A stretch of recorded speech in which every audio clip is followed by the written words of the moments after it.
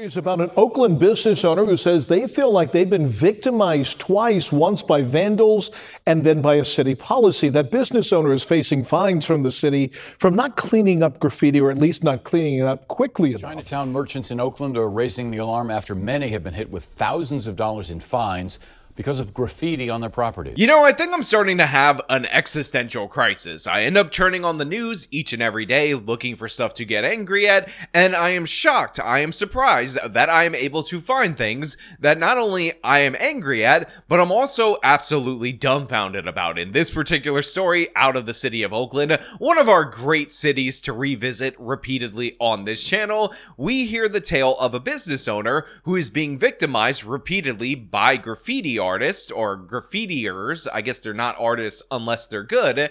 And even though the city of Oakland is doing absolutely nothing to stop the people doing the graffiti, they've decided that they're going to make the problem worse by finding the victim of the crime for not cleaning it up fast enough. Now, the original idea behind this was you get rid of the graffiti because it's blight in the neighborhood. Law enforcement does their job and they try to go out and deter and arrest people and hold them accountable for the graffiti. But of course, post Black Lives Matter riots, post the defunding the police under the previous administration in the city of Oakland, and with Pamela Price, the previous district attorney for this area, for Alameda County, she decided that she wasn't going to prosecute anything. The mayor decided she wasn't going to send the police on this, so the graffiti has kept going up and up and up, and the business owners are still getting the fines as if that part of the deal is in effect. Basically, this is the Darth Vader, I've altered the deal, pray I do not alter it any further level of governance coming to Oakland, and it's absolute madness. And we're going to talk about this,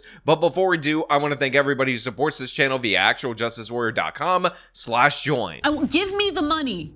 Give me the money. Okay?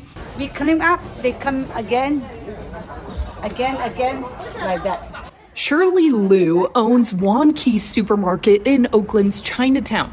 She says taggers have been targeting her business relentlessly for the past few years. Yeah, we clean up and then they come in pretty again. So without me telling you, without the hints that I gave in the thumbnail, you guys already knew that if we're talking about the Bay Area and a small business owner that is being victimized by criminals time and time again, and the city has decided to respond to that victimization by fining the victim, that it was very likely that we were dealing with an elderly Asian woman, because this is what happens in the city of Oakland. These people who commit the least amount of crime, who contribute disproportionately to society, are victimized repeatedly, and the city of Oakland has decided, for whatever reason, that they're not going to do a damn thing about it. Well, we actually do know the reasons. This was post the George Floyd effect, the Black Lives Matter riots, so they actually thought it was evil, white, and racist to hold disproportionately black males doing graffiti accountable for that graffiti, so that's why they pulled back enforcement. But again, the enforcement wasn't pulled back against her because a lot of these different left-wing areas absolutely hate the businesses. They don't realize that they're the parasite and they're actively trying to kill the host. They're that stupid. So right here we have this woman who can't paint her place fast enough. She can't do it enough times, facing multiple different fines from the city of Oakland, because how dare she allow graffiti to go up on her property? I mean, Oakland is allowing the graffiti artists to run amok in their city. They're not doing anything about that, but it is really the fault of this elderly Asian woman who's just trying to run a small grocery store, right? Don't you guys get it? Don't you follow the logic? Come in pretty again. Shirley says after repainting her storefront multiple times, only for it to be graffitied again the next day, she gave up trying to keep it clean. But that's when she says the city came knocking. It's not fair. We are the survivors. We're the victims. We are the victims. And yet we're being penalized. Yeah.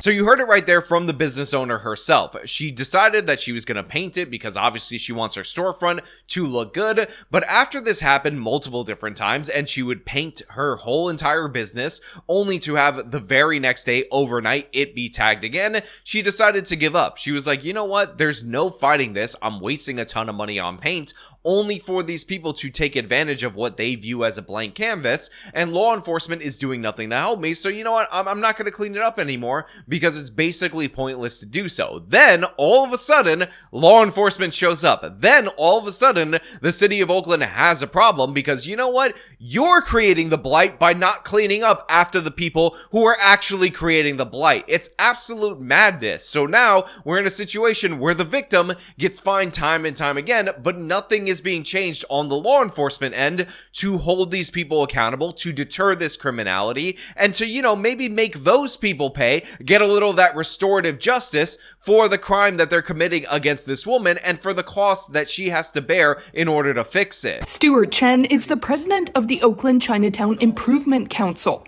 He says the city sent Shirley a notice threatening to fine her if she didn't clean the graffiti. He thought it's very unfair.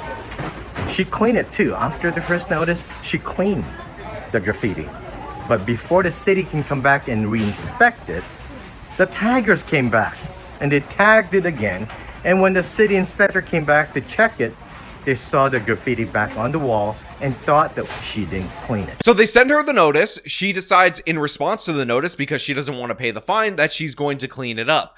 In between the time that these inspectors showed up the first time and the second time and she cleaned it up, they decide to show up, and then they see the new graffiti, assume it's the old graffiti, and issue the fine anyway. And part of the reason why this woman doesn't want to paint it is because each and every time that she does, people say blank canvas, and they tag this whole place up. And again, she is expected to pay the brunt of that. And imagine how obnoxious it is that you have people inspecting for graffiti, not for the people doing graffiti, but for locations that have graffiti on it. They end up finding this business. They end up issuing the paperwork in order to issue a fine, and then they deploy resources and personnel in order to enforce it, all while nobody is making an arrest in the actual case of the criminals vandalizing your property. On Tuesday, she tried to pay the latest fine of $500. The city told Lu she actually owes $3,000, which include late fees. Not our fault.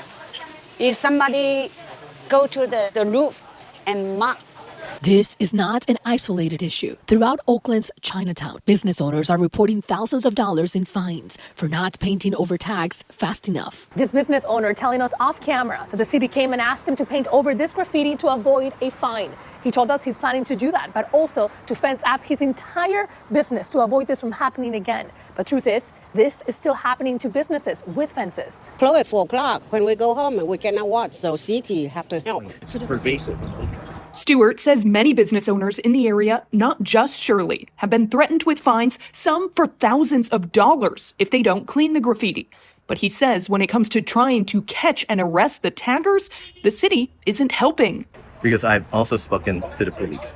They know who the taggers are, but they can arrest if the DA doesn't prosecute. So here you have this representative for this particular area who goes to the police often, talks to them about this graffiti. The police say, we know who it is, we're not allowed to make the arrest, or we know some of the people that are doing it, the repeat offenders, and if we do make an arrest, the district attorney won't prosecute them, so there's no point in us engaging in this, and sorry, that's just going to be a sad day for you. And honestly, this genuinely makes me think that what we have right here is a situation where the criminals are essentially partnering with the city of Oakland in order to screw over and tax these people even more. Because think about it, if you do clean this up so frequently, you're buying paint, you're paying sales tax, that goes to the city is able to make money off of that, and the criminals come back and the cycle repeats infinitely. But if you don't clean it, then you get fined by the city, you get punished by the city, and even if you go and buy the paint in order to clean it, they don't come out to inspect often enough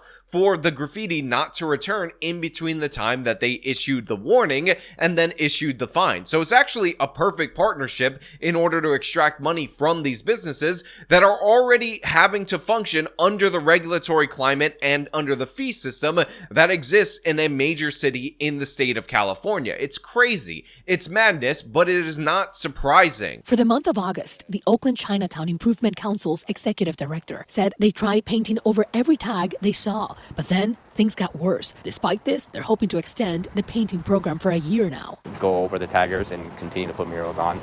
until we get to a point where we feel that we've made a significant improvement. Now they're asking the city to take legal action against the taggers. I won't say in prison or incarceration, but at least a fine to show that there are consequences. So look, this guy is pushing a graffiti task force. I think that's a good thing. I think that he should do that. A lot of times graffiti people are also members of gangs, so maybe there's some other additional positive downstream consequences of this. But in reality, it is very unlikely that California, that Oakland specifically, will delegate the resources necessary in order to hold these people accountable. And based on other laws that we've talked about multiple times on this channel, it's not like you could send even the repeat offenders to prison for any actual significant length of time. They have to be sent to the county jail. The county jail is often too full, so they're going to be released time and time again. But the fact is, if you just arrest them and maybe you get some fines and fees against them, maybe you force them to clean up the graffiti, that might deter it a little bit. And considering these people will clean, they'll repaint only to have their place tagged again overnight, that would actually help significantly. Shirley says she's just hoping someone can help her because she can't afford to keep cleaning up the graffiti, and she definitely can't afford to pay continuous fines. So sad. So sad. Yeah, it's not fair, huh? Not fair. We did reach out to the city of Oakland for a response about those fines. It says the city is in a severe budget crisis and that there is no money to offer for business owners dealing with graffiti. Oakland code enforcement, they say, receives about 6,000 complaints every year related to graffiti and responds to all of them. Yeah, it is genuinely sad. The woman is in a damned if you do, damned if you don't situation. She cannot afford to spend the hundreds and hundreds of dollars on paint every single day in order to repaint her location, not to mention the time, effort, and energy that you have to put into repainting a place or hiring somebody to repaint the place. And she also can't afford to pay the fines. The only solution right here is some damn law enforcement, but that seems like the thing that we're not going to get ever out of the city of Oakland, and it's really terrible. And they're going to lose this business, and this whole historic Chinatown neighborhood is going to be damaged significantly by all these businesses closing. Congresswoman Latifah Simon represents Oakland. She said she called the city's interim mayor and is hopeful that after a new mayor is elected in the week of April 15th, changes will happen here. In the first 30 days to do everything possible to address this policy and others that continue to trouble our business owners. Now look, I will follow this story for any updates, see if that graffiti task force actually gets implemented, see if they make any actual arrests, or see if these businesses in maybe a few weeks, a few months, or a few years are completely shuttered and shut down due to poor government policy. But of course, I want to know what you guys think about all this down in the comments below. As usual, if you like this video, show them by leaving a like, subscribe for more content, follow me on my social media, support me via the support links in the description of this video. This has been me talking about graffiti victims being forced to pay. Till next time.